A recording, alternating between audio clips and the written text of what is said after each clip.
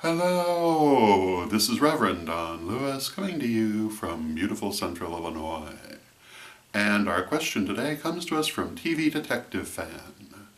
And TV Detective Fan asks whether it is possible to read for a person using only their photograph.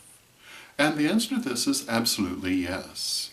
You can do a reading for a person using only their photograph. You can do energetic work for them using only their photograph. You can do magical work for them using only their photograph.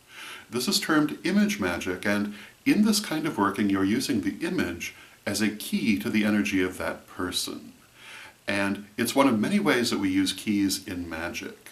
So yes, you absolutely can do that. There are many other ways that people use keys to connect to the energy of another person for readings or magical purposes. For example, sometimes they'll use the person's name.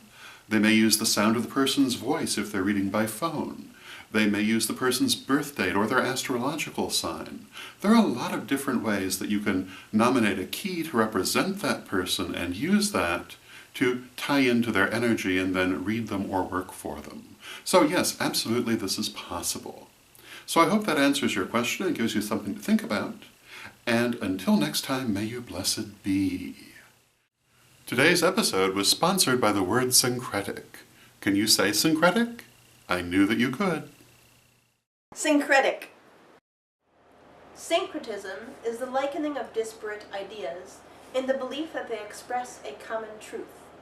In religion, syncretism is the idea that different religions of the world all reflect the same basic truths, but in differing ways, and that these differences are essentially external rather than integral to the true meanings of the religions.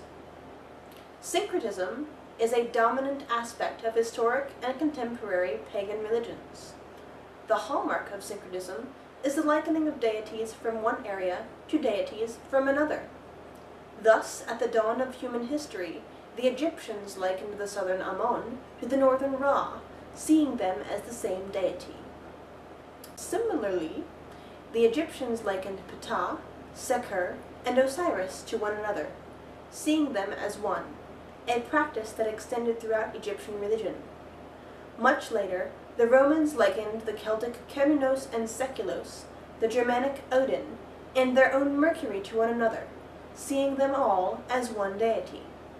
The highest expression of syncretism in the ancient world was the worship of the goddess Isis, which in later periods taught that all deities were expressions of the same divine power, expressed as polarities. But this was by no means an exclusively Isaic view.